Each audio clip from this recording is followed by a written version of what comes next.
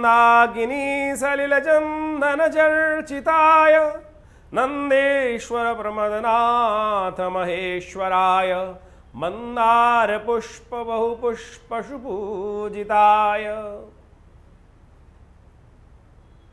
मंदाकिनी सलिलचंदन चर्चिताय नंदीश्वर प्रमथनाथ महेश्वराय मंदार पुष्प बहुपुष्प पूजिताय तस्मै मकाराय नमः शिवाय। नमस्कार, स्वागत है आपका। मैं आचार्य विक्रमादित्य आपके साथ हूँ और आज का ये कार्यक्रम जो है वो है राहु के ऊपर। देखिए तुला राशि वालों, आपकी राशि के अनुसार से राहु का बड़ा महत्वपूर्ण प्रभाव आपके ऊपर पड़ रहा है, जो पिछले करीब करीब 18 महीनों से चल रहा है। बृहस्पति भी आए राहु के साथ, उम्मीद जागी कि बहुत बढ़िया जो आ जाएगा। बृहस्पति महाराज आपके सप्तम भाव में आ रहे हैं, सब वारे न्यारे करने के योग बनाएंगे, लेकिन हुआ कुछ नहीं। तुला राशि वाले जिस प्रकार से, कारण क्या है, राहु और बृहस्पति की युति हो गई, गुरु चांडाल योग का निर्माण हो गया।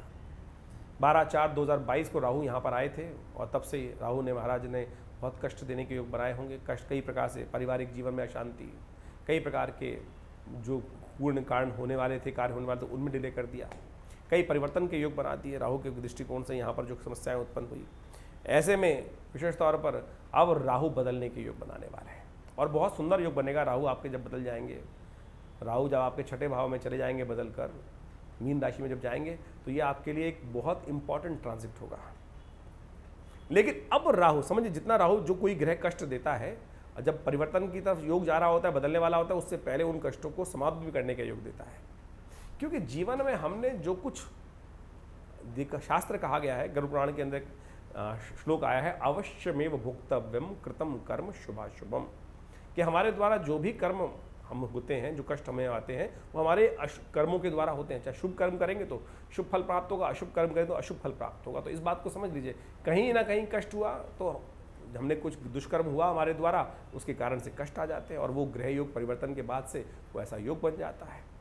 और जब ग्रह परिवर्तन के योग बनते हैं तो उस समय में वो सारे के सारे कर्मों का लेखा जोखा हमारे समक्ष उपस्थित हो जाता है, उन सबका भोग हमें करना पड़ता है। लेकिन अब ग्रह ने आपको कष्ट तो दे दिया, लेकिन अब जा रहा है तो कहते हैं जाता हुआ ग्रह कई बार कष्ट देने के बाद आपको सुख भी दे के जा सकता है।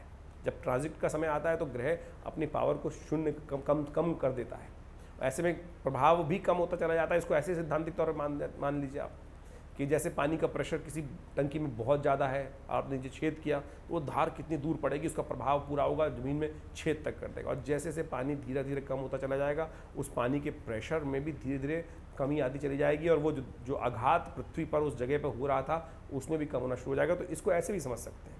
तो अब राहु महाराज निकल रहे हैं भाव से, तब उनका कष्ट कम करने का समय आ गया। यदि आप, हमें क्या होता है कि ऐसे समय में जब भारी समय पूरा पड़ रहा है, परम पूर्ण प्रभाव का काल चल रहा है, तो ऐसे में वो उपाय काम नहीं कर रहे थे। अब वो परिवर्तन का समय आ गया है तो वो प्रभाव, हम छोटा सा उपाय भी बहुत सुंदर तरीके से हमारे कष्टों को दूर करने का योग बना सकता है। तो सुंदर तरीके से उपायों को आप कर लाभ ले सकते हैं।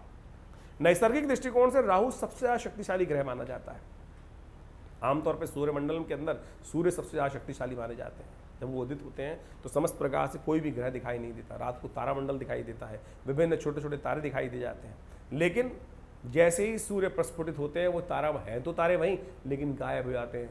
शुक्र इत्यादि, मंगल इत्यादि, बृहस्पति इत्यादि, शनि इत्यादि, समस्त जितने भी कॉन्स्टिलेशन नक्षत्र जो सब सामने उपस्थित होते हैं रात्रि में, वो सब सूर्य के निकलते ही गायब हो जाते हैं। और जब राहु सूर्य को ग्रासित करता है तो सूर्य गायब हो जाते हैं।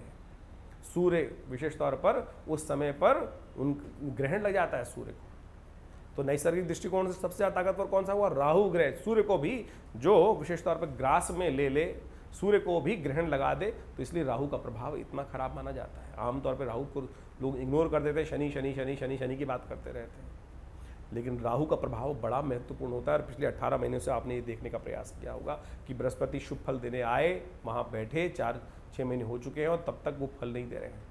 लेकिन बहुत सुंदर योग बनने वाला है कि राहु परिवर्तन की तरफ जा रहे हैं और 30 तारीख को राहु परिवर्तन की तरफ चले जाएंगे और आपके लिए बहुत सुंदर रहेगा। उसके लिए हम अलग से वीडियो बनाएंगे, क्या करेंगे राहु आपके छठे भाव में जाकर आपकी राशि के अनुसार से। लेकिन उससे पहले, जो बदलने से पहले अब राहु का लाभ कैसे लेना है वो भी समझ लीजिए आप सुंदर तरीके से। कुछ उपाय खास हम आपको बताते हैं, शायद आपने पहले वीडियोस हमने नहीं देखे होंगे, हमने समय समय पर बताए बहुत सारे लोग। लेकिन जो लोग प्रश्न कर रहे हैं तुला राशि वालों के लिए कैसे परिवर्तन का समय आएगा, चिंता ना करें, परिवर्तन का समय आपके उपायों से आएगा, आपके कर्म से आएगा, आपके सही दिशा में सोचने से आएगा, सही दिशा में कर्म करने से आएगा।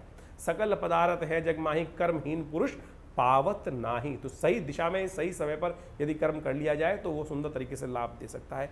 सबसे पहले तो एक बात ध्यान रखें, पिता का सम्मान। जितना सुंदर तरीके से पिता का सम्मान आपके द्वारा होगा, उनका आशीर्वाद मिलेगा। ऐसे में राहु और का प्रभाव जो है, केतु का प्रभाव, बृहस्पति का प्रभाव, इन तीनों के प्रभाव को मिश्रित करते हुए मुझे एक बात समझ में आती है हमें कि ऐसे में पिता का आशीर्वाद आपके समस्त कष्टों को दूर कर सकता है। और आपने देखा भी होगा, यदि आप जिन दिनों पिताजी के चरण छूकर कोई कार्य करने गए, पिताजी का आशीर्वाद लेके कोई कार्य करने गए, आपकी वो समस्याओं को ठीक करने में कुछ ना कुछ देव कृपा से प्राप्त मिला।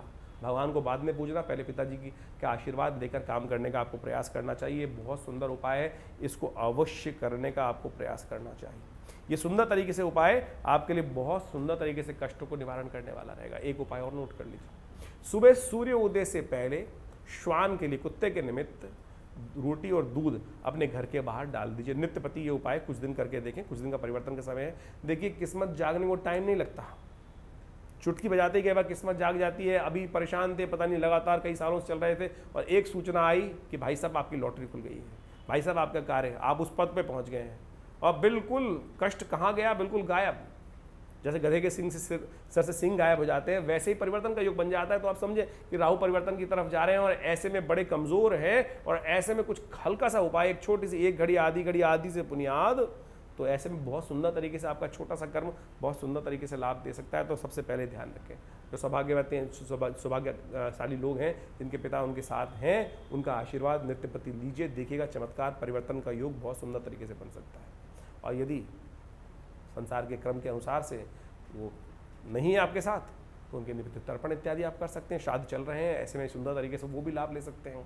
नित्यपति अपने पिता के निमित्त किसी योग्य ब्राह्मण के द्वारा तर्पण अवश्य कराने का प्रयास कीजिए। पितरों के निमित्त तर्पण अवश्य कराने का प्रयास कीजिए। यही नहीं कि उस तिथि में कर लें, मैं कहूँगा इन विशेष तौर पर इन दिनों में रोज आते हैं, 15 दिन का श्राद्ध का अवसर है, नित्यपति कर दीजिए उनके प्रति श्राद्ध। वैसे तो हर रोज करना चाहिए, हर संतान को कहा जाता है कि 3 पीढ़ी तक नित्यपति अपने पितरों के निमित्त तर्पण करना चाहिए।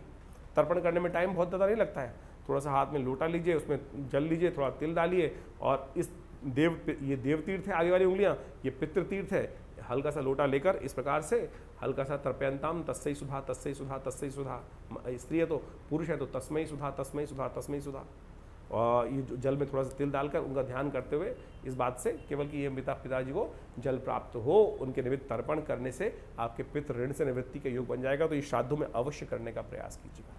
और एक बात बताई हमने, श्वान को, कुत्ते को रोज दूध और रोटी अवश्य सुबह सूर्योदय से पहले, सूर्योदय के बाद वो प्रभाव कम हो जाएगा, लेकिन सूर्योदय से पहले यदि आपने ये उपाय कर लिया तो बहुत सुंदर तरीके से आपको लाभ प्राप्ति के योग बन सकते हैं, और बहुत सुंदर तरीके से आपके कष्टों को दूर करने के योग बनेंगे। और ऐसे में यदि एक काम और कर ले, आप हनुमान जी को नित्यपति आप शनिवार के दिन विशेष तौर पर जितने शनिवार पढ़ें, और हनुमान जी के मंदिर में जाकर एक हनुमान चालीसा का पाठ आपके शनि को भी ठीक कर देगा। ये खास उपाय बता रहा हूँ, शनि के खास तौर पे उपाय कर लेने चाहिए इस समय पर, जो आपकी राशि के अनुसार से जो विशेष योग बना रहे हैं उनको ठीक करने से। आपके राहु पर शनि की दृष्टि चल रही है इस वक्त, ऐसे में यदि आप ये उपाय कर लेंगे तो बहुत सुंदर तरीके से इनके कष्टों को निवारण करने के लिए बहुत सुंदर स्थान आपको प्राप्त हो जाएगा, और बहुत सुंदर तरीके से कष्टों को निवारण करने का योग बन सकता है। तो ये उपाय हमने आपके समक्ष रखा।